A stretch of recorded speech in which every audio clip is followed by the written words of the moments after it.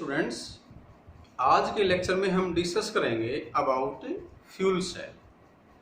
Fuel cell एक ऐसा device है जो फ्यूल की एनर्जी को डायरेक्टली इलेक्ट्रिकल एनर्जी में कन्वर्ट कर देता है। ये एक बेसिकली प्राइमरी सेल है क्योंकि इसमें रिएक्शन रिवर्स नहीं की जा सकती। तो फ्यूल सेल क्या हुई? A device which convert the energy of fuel directly into electrical energy. Fuel different types के हो सकते हैं। अगर हमने हाइड्रोजन को फ्यूल लिया है तो वो H2O2 फ्यूल सेल कहलाएगी। H2 के अलावा फ्यूल हम और क्या ले सकते हैं? हम मीथेन ले सकते हैं, मिथेनॉल ले सकते हैं। ये डिफरेंट टाइप्स के फ्यूल्स हैं। अपने सिलेबस में है H2O2 फ्यूल सेल। मीन्स जो फ्यूल है वो हाइड्रोजन है और किसी भी फ्यूल का कंबशन करेंगे तो क्या चाहिए? ऑक्सीजन। तो ये हम स्टार्ट कर रहे हैं H2O2 फ्यूल सेल। इसको बेकेन सेल भी कहा जाता है, जिन्होंने इसको डिस्कवर किया था। स्टार्ट करते हैं कंस्ट्रक्शन। इस सेल के अंदर जो एनोड कैथोड हैं वो कार्बन के पोरस इलेक्ट्रोड्स हैं। जिसमें पोर्स हैं वो पोरस कहलाते हैं। पोर्स क्यों लिए? क्योंकि इसमें से हमने गैसेज को पास करना है और इनके पोर्स के अंदर फिलअप कर रखा है प्लेटिनम और पैलेडियम। क्यों फिलअप कर रखा है? क्योंकि प्लेटिनियम है, पैलेडियम है, ये गुड एडजॉर्बेंट हैं, रिएक्शन के रेट को फास्ट कर देंगे। अब प्लेटिनम यूज करने से इनकी कॉस्ट बढ़ जाती है क्योंकि प्लेटिनम एक प्रेशियस मेटल है।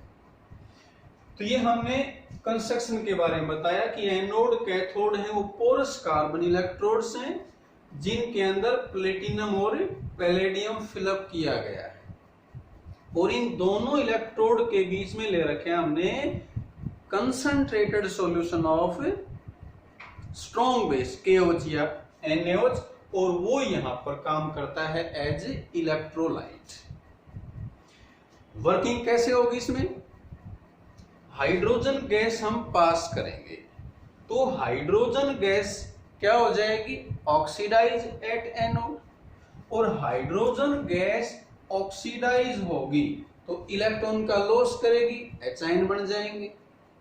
वो एचाइन कंबाइन करेंगे विद OH आयन तो यहां दो एचाइन बनेंगे। तो ये दो OH आयन के साथ कंबाइन करके वाटर मॉलिक्यूल्स बना लेंगे और ये आ गए इलेक्ट्रॉन्स। H2 ने इलेक्ट्रॉन को लूज किया तो क्या बना? H ion. और उस H आयन ने OH आयन से कंबाइन करके क्या फॉर्म किया? वाटर। अब कैथोड पे ऑक्सीजन गैस, ऑक्सीजन गैस जाएगी, ये क्या हो जाएगी? रिड्यूस, गेन ऑफ इलेक्ट्रॉन, क्योंकि ऑक्सीजन हो गुड ऑक्सीडाइजिंग एजेंट है, इलेक्ट्रॉन को गेन करेगा और इलेक्ट्रॉन को गेन करेगा ऑक्सीजन तो क्या बन जाएगा? Oxide ion. वो ऑक्साइड आयन वाटर मॉलिक्यूल्स के साथ इंटरेक्ट करेंगे। वाटर के दो पार्ट हैं, H पॉजिटिव OH नेगेटिव। तो जो H पॉजिटिव है वो O2 नेगेटिव के साथ कंबाइन करके क्या बना लेगा? OH negative. तो कुल मिला के यहाँ पर कितने OH आयन आ जाएंगे? 4। एक ऑक्सीजन 2 इलेक्ट्रॉन गेन करेगा, O2 है इसलिए 4 गेन किए। O2 नेगेटिव ने इंटरेक्ट किया with H ion of water तो इनके कॉम्बिनेशन से हम चार्ज देखें तो क्या बनेगा? OH negative ion. तो 2 OH नेगेटिव आयन तो वाटर से आ गए और 2 OH नेगेटिव O2 नेगेटिव के कॉम्बिनेशन से आ जाएंगे तो कुल यहाँ पर क्या आ जाएंगे? 4 OH नेगेटिव आयन्स। अगर हम इसकी नेट रिएक्शन निकालें तो इसको 2 से मल्टीप्लाई करेंगे ताकि इलेक्ट्रॉन कैंसिल हो जाएं तो ये नेट रिएक्शन आ जाएगी 2H2 प्लस O2 2 वाटर। तो ओवरऑल हम देख रहे हैं ये सेल जब वर्क करेगी तो हाइड्रोजन का कंबशन होगा और क्या फॉर्म होगा? वाटर। साथ में क्या आएगी? Electrical energy. इलेक्ट्रिकल एनर्जी को हम यूज कर लेंगे जहां भी जैसे रिक्वायरमेंट होती है। इस सेल की एडवांटेज देखें क्या हुई। एडवांटेज ये हुई कि जब ये वर्क करती है तो कोई पोल्यूशन नहीं होता। हम स्टार्ट करें एडवांटेज। फर्स्ट, ये जो फ्यूल सेल्स हैं ये कोई पोल्यूशन कॉज नहीं करती।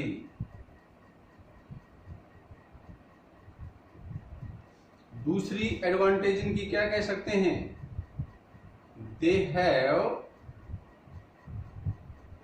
हाई एफिशिएंसी, मतलब यहां आउटपुट है वो 60-70% आता है। नॉर्मली जो थर्मल प्लांट्स हम यूज करते हैं as a source of electrical energy, उनमें एफिशिएंसी 40% तक होती है। थर्मल पावर प्लांट्स में कोयले को जलाते हैं तो उससे पोल्यूशन होता है। तो इसमें ये दो एडवांटेज हैं, पोल्यूशन नहीं है, हाई एफिशिएंसी है। हालांकि डिफिकल्टी भी है क्योंकि गैसेज को हैंडल करना थोड़ा डिफिकल्ट है। इस सेल को यूज किया गया था अपोलो मून फ्लाइट पे।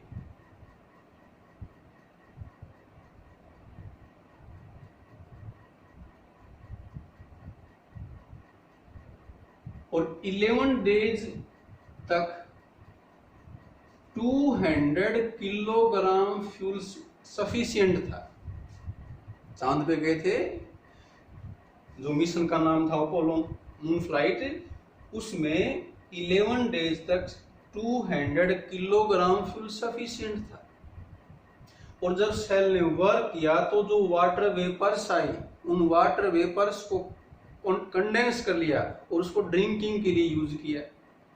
अगर हम इसकी बजाय कोई दूसरा सोर्स लेके जाते, जनरेटर वगैरह, तो 11 डेज के लिए जो फ्यूल चाहिए था वो टन में होता। कुल मिला के जो वजन वो टन में होता और उसके कंबशन से वहां पर पोल्यूशन भी होता।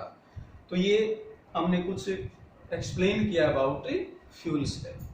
तो ये आज के लेक्चर के लिए सफिशिएंट है। Thank you.